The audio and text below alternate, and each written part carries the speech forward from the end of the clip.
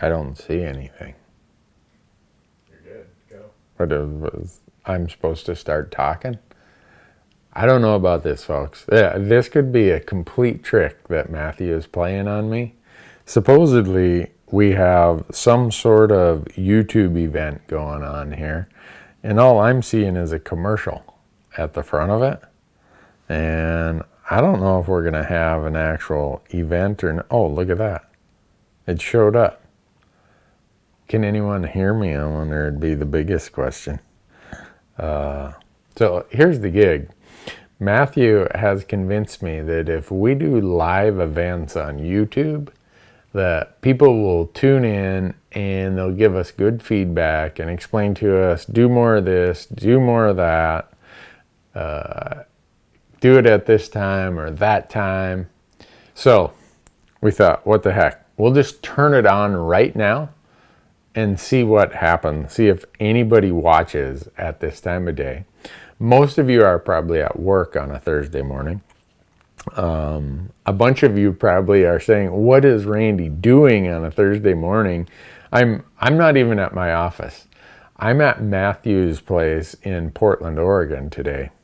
And he being the mad scientist, he's always got some sort of strategy that we got to be experimenting with. So that's what this is. This is really an experiment. We want to know when people watch live events. Obviously, a few people watch live events. What topics they want to hear. Do they want it on weekends? Do they want it evenings, mornings? How long?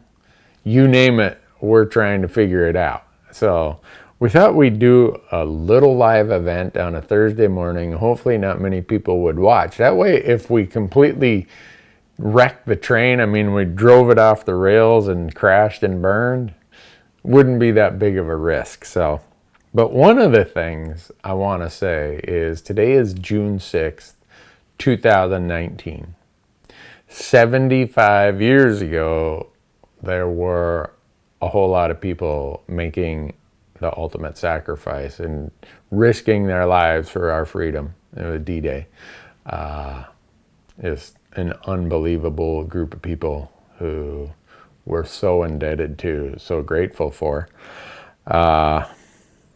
Yeah, it's really hard to even think about what they went through on D-Day and the entire invasion and just that whole generation of people. But we commemorate those important events at certain numbers along the way, and today is the 75th anniversary.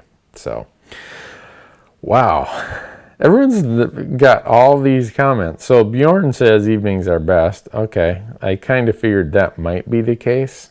Someone says, I don't happen to watch live events, but I'm sitting at my desk without too much going on, and the notification popped up. Oh, that's good to know. Did we give away the Orion cooler? Yeah, we gave away the Orion cooler. Let's see. Man, there's all kinds of comments coming in here. This is a good time. I can listen while I'm organizing my day. Saturday morning while I'm mowing the lawn is good as well. Don't mow the lawn, okay? I get, Ben, that people want to be the handy guy and take care of stuff at home. Don't be handy, okay? If you're handy, if for every power tool, any tool you own that requires gas, like snow blowers, like lawn mowers, weed whackers, log splitters, every one of those will cost you 1 weekend per year of hunting or fishing. Don't own them. Pay the man. Hire somebody to do it. You work hard all week. You're doing everything you can to keep all the balls in the air, the family, the kids, the whole works. You don't need to be doing lawn work. You should be out fishing. Power tools are just the biggest anti-hunting device I can think of is a wood splitter and a chainsaw. The anti-hunters came up with that idea. They came up with the idea that we should have firewood because they don't want you out in the woods in September chasing grouse or elk or whatever else. So I'm sorry. It just when you get me on this idea of power tools and being handy, I can go on for years about that. There you go. See, Elk Hunter says, if you're handy, you'll never go elk hunting. I don't know how many times I come back from elk hunting and I drive by an old Pete just down the road from me there. He and the family and kids are out there bucking up their winter firewood, or they've just come back with a load of firewood. And then I come back, it's antelope season in October, and they're still out there. Now they got the log splitter going. The poor guy, he hunts about 1 day a year, because he thinks that it's smart to own rototillers and lawnmowers and log splitters and chainsaws. Don't be like Pete. So, yeah, Bjorn, tell your wife, have your spouse watch this. You work all week. She might work all week. You guys need to go fishing on the weekends. Go camping, go hiking, go hunting, whatever. Get rid of those power tools. Oh, when is Grouse Talk Live becoming a reality?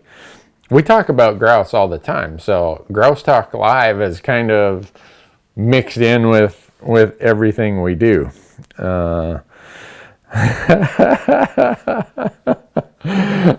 Nathan says, finally caught you live, as rare as it is, like the rest of us at work, not doing anything. That's me. How do you, if you do what I do on a daily basis, how do you really call that a job? I've tried to convince my wife that what we do is a job. And your wife ever give you the cross her arms and roll her eyes like, I'm not that stupid kind of look? Well, that's the look I get when I try to convince my wife that this is a job. And then she always says, well, if it's a job, where's the paycheck? Well, we're still working on that. We've been at it 11 years. Maybe someday there'll be a paycheck. But so we're getting some good feedback here. Some people say that they want these in the evening. Someone said Saturday morning. I see one of our employees, Michael, says, I'm at work not doing anything. That figures. See, I knew my employees. I'm not even going to go there. So, let's see. John says, you ought to do a video about what calibers you think is best for each species on North America. I've done that for elk, and man, it's controversial. No matter what you put out there, there's a group of people that just want to argue with you. A guy from Wyoming said that, and he said this, he's a legislator in Wyoming. He told me, he said, in Wyoming, it's not about the victory, it's about the fight. We just want to fight, we don't want to win. And I laughed, but I think there's some people who cruise the internet, they just want to argue. They don't care if they're right or wrong, it's the argument that they like. So, Boomer says, where can I get that t-shirt? This t-shirt right here, you can get. It's one we designed and is sold by hunttoeat.com. It's a big bison. It was made as part of the bison hunt I did in Utah last year, archery bison. It says hunt, eat, conserve. And the reason that I put those words on there is when we hunt, we eat. But the reason bison and conserve connect to me is the bison paid the ultimate sacrifice for conservation in America. If you look at the history of what happened to bison and when the conservation ethic in America started, there's a reason for that. And it goes back to George Bird Grinnell, a whole bunch of people in the late 1800s. They said, you know what? We're never going to see this happen again. What happened to the bison will not happen again.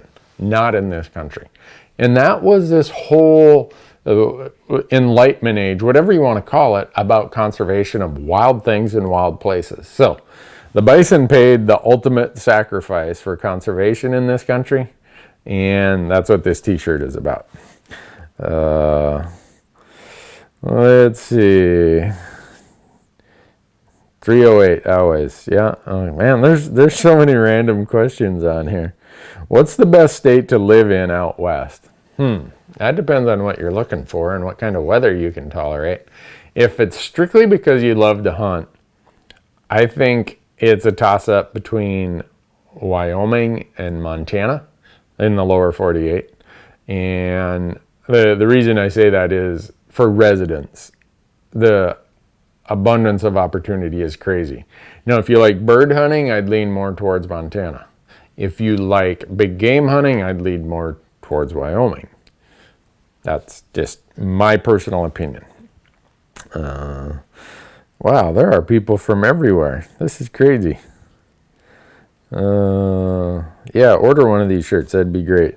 Are you going to hunt Washington State? Probably not. We get asked that a lot. And most of our content is designed for people who travel to hunt. And so if you think just geographically where Washington's located, much of our audience is in the Midwest, in the Rocky Mountain states. Are they going to drive through all of this really good elk and deer and antelope country to get to Washington? Probably not. So most of our platforms are instructional, even though they're entertainment. Hopefully they're slightly entertaining. So we don't make it to Washington, Oregon, and California just because it's hard to convince people to drive through all the other Rocky Mountain states just to go hunt in those states. And quite honestly, when you look at the cost, the short seasons, the crowding, the states of Washington and Oregon probably don't have as much to offer the traveling hunter as Idaho, Montana, Wyoming, Colorado, Arizona, New Mexico, Utah, a lot of the other places that you see us at. Holy cow. You got pulled away from my desk. What did I miss? This is telling us we shouldn't do these during the work hour. Oh, Bergie asks, have I ever done the second draw in Nevada? Yep, I have. I drew unit 71 through 74 archery mule deer tag on a second draw in 2013 or 14, I think. So, David, Utah pronghorn this year? I know you're at max points. No, I'm going to British Columbia to do my lifelong dream of hunting mountain caribou. So those seasons conflict. So I put in for another point. Next year I'm going to be in Utah burning those pronghorn points. Do I have any aspirations to hunt internationally? Not really. Internationally off the North American continent, I don't. I mean, I can see why people want to go do it, but for me, there's so much in North America, so much even in the lower 48 that interests me, that I've really never got my mind to allocate budget of time or money for Africa or Asia or some of the other places. I suspect once my dream hunt, and so this mountain caribou hunt that I'm going on, it's been a dream of mine since I was about 12. I don't know where or why it stuck with me, but I read an article that I can't even remember who wrote it. I was in like 7th grade, about mountain caribou in northern British Columbia. And I said, you know what? Someday I'm going to do that. Well, what is it? 40 some years later, I've finally allocated the money and the time to go do it. And the reason I say money is, unfortunately, I have to hire a guide. There's some things that if you want to go do it, you're going to hire an outfitter. And I know on our platforms, it's all self-guided hunting. It's all public land hunting. Well, this is going to be on public land, but I'm going to be with a guide. So I'm going to tell everyone right up front, look, this is a guided hunt. If you don't want to watch it, I get it, but I'm going because it's a dream. And when you get to be 54 like I am, you start seeing enough people who always said someday I'm going to do this, and their someday never comes because their health leaves them or they pass away. My someday for mountain caribou is going to be in September of 2019. So that's an explanation of why I'm going to be there and what I'm going to do. Do I ever consider hunting mule deer in central New Mexico? No, I haven't. When we go down there elk hunting, we see a few mule deer, but I really haven't. I've applied. I drew a mule deer tag up by Farmington one time in Unit 2B. It's a migration hunt, and it was super, super warm, and the migration never happened. Figures, right? Seth says, can you tell us about turning our hunting passion into a business? Well, don't quit your day job would be the first thing I'd say. A lot of people think that what we do here is possibly ruining my passion. In other words, there's the old saying, never turn your passion into your vocation or your profession. Well, how this whole gig started is Matthew's sitting right there. When he was 15, he and I are at our home in Bozeman, and I'm recovering from a serious liver problem at the time. Went to the Mayo Clinic. They sent me home and said, "You're doing nothing for the entire summer." So I laid on my couch for most of the summer, over-medicated, watching too much outdoor TV, which is not medicinal, not at all therapeutic. And Matthew and I are playing, I don't know, our 5,000th hand of cribbage probably. And as something comes up on TV, Matthew looks at it and says, "Dad, we could do better than them." And so somehow he convinces my wife to buy all this video equipment. And that kind of starts this process. In the meantime, I'm volunteering for all these hunting groups and all these conservation groups as a nonprofit volunteer. And so those two kind of mix together. And I said, you know what? If I never make a dime at this, I'm all right with it, because this is really my passion of how I hope I can contribute something to hunting. So that's how I got in it. If you get into this business because you want to make a lot of money, you're probably going to be disappointed. And it's going to put pressures on you. This is not my livelihood. If I never make a dime from it, it doesn't change my life, my income, anything. So when you don't rely on it as your income stream, you can kind of do it how you want. If I got a call from somebody who said, you got to do this way. No, I don't. Hey, you got to show this. You got to talk about that. No, I don't. Everything that I do, say, or you see is because it's what I want to do. And that's a blessing of the greatest degree. So what's the deal, Matthew? Matthew's doing this. We got to return the lighting equipment. Oh, Matthew, see, he gets me started, and now he's saying, hey, we just did this as a sample. So I guess what we're going to have to do then is go through these questions and see when would people want to do it. I think we're going to have to do another sample as an evening or a weekend. Because right now, you see how he did this? He's got all of our contact stuff right over here. And then our sponsors are rolling through the queue. That's all him. I don't even know how to run Instagram. So I when someone asks me to do something on Instagram, I hand them my phone and say, here, do it on here, whatever you want done. When I go to trade shows, my social media person who handles my Instagram, she said, you got to tell people to tag you in a photo. I'm like, okay, what's that mean? She says, just tell them to tag you. They will know. So that's how low tech I am. I'm low tech about everything. And that's why Matthew's in charge of this. All right. So people are saying definitely evening for live streams, or earlier on Saturday or Sunday evening. Friday afternoons are a quiet time. Evening is best, but I watch all your stuff. Evenings are best. Let's see. Someone says, who do I talk to at RMEF about sponsoring them? If you want to, call headquarters in Missoula or go to rmef.org. The people there will point you in the right direction. If you want to sponsor them, you're probably going to be talking to either Bob or Steve. Yeah. Or membership. Just find out what you want to do and call headquarters. They'll tell you what you can do. Let's see. Brody says evenings are great. Let's see. Do more cooking episodes. We just launched one on YouTube today. Marcus and Kara did one out in the woods today. What else? Let's see. I think we got some pretty good feedback here, Matthew. We need to do evenings or we need to do weekends. I do weekends, but all you guys say you got power tools and lawnmowers and crap like that. I'm 54 years old. I don't own a lawnmower. If I ever own a lawnmower, my life's a failure. Because when I was about 14, I set my goal in life as I'm not mowing lawn. I had a little lawn mowing route when I was a teenager. I said, the heck with that. So here I am, 54. I don't own a lawnmower.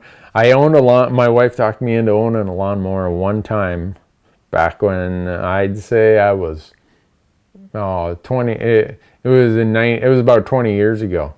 And I gave it to Matthew's friend. Matthew's grade school buddy was starting a lawn mowing business, and I just gave it to him. And he's like, I can't take this. What was that kid's name, Matthew? You remember? Jason. Jason. Okay. He says, I got to go ask my dad if I can take this.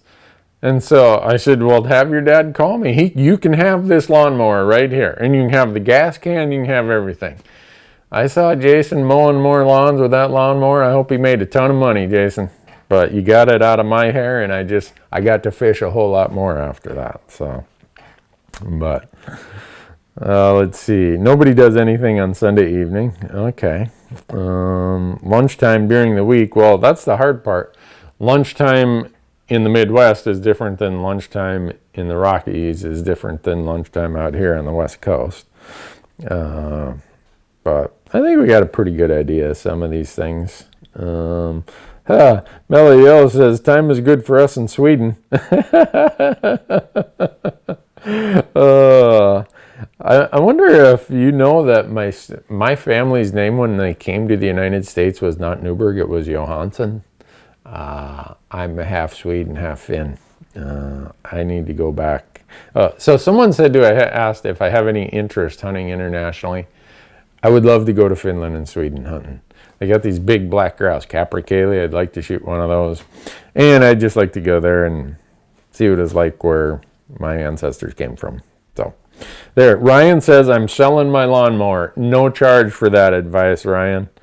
People are asking, how's your liver holding up, Randy? You didn't look good in the last hunt. I wasn't good in that last hunt. I was in and out of the hospital for about 4 days, but I'm doing better now.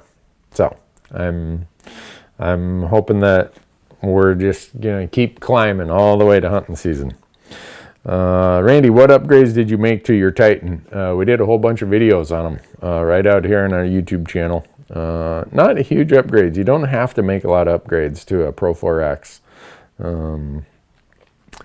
Let's see. Alert helps us know that you're... Oh, okay. The alert really... Oh, I see. See, I'm so low tech, I didn't even know could we send alerts, Matthew? I think YouTube sends an alert. Oh, YouTube sent an alert. There you go. See? Shows what I know. About the text that happens on Elk Talk. I'm not sure. Oh, okay. Let's see. What face of the mountain to glass? We get that all the time. I'm not sure why that's such a interesting question. It really depends on where the habitat is. You're going to have certain habitats that you need at certain times of the year, so you want to be glassing into those habitats. I will say that in the later seasons, very seldom is it the south side, or pretty much in hunting season. The south side gets burned off, it's hotter, there's less cover, less vegetation. So normally it's going to be the east and west sides, wrapping around to the northeast and northwest sides. The north sides are very often so thick that glassing in there is very difficult. So I would say I'm usually glassing somewhere from straight east and straight west around to north northwest or north northeast. The areas that, if I had to categorize it that way. But I don't like saying that as a general rule, because if there's really good habitat for what they need, for whether it's security, whether it's certain food, whether it's something else, I'm going to be glassing where that is, no matter which slope that it appears on. So, Chris asks, are there whitetail or mule deer or both in the Casper, Wyoming area? I just about ran over a whitetail outside of Casper one day. Yeah, there's both. So Randy, now that Howa Alpine rifle is no longer in production, what rifles do you recommend? We did videos on this here. And the question above it is, talk about your Howa rifle package deals that you're working on with them. I don't think I'm at liberty to talk about them in great detail, other than we've been experimenting for the last 2 years with stocks. All of the stocks that we've been using, and whatever we end up doing with Howa is going to have the HS Precision stock on it. We've been experimenting with certain barrel lengths, barrel contours, Cerakoted, non-Cerakoted. I can tell you anything I do with Howa is going to be Cerakoted for weather protection.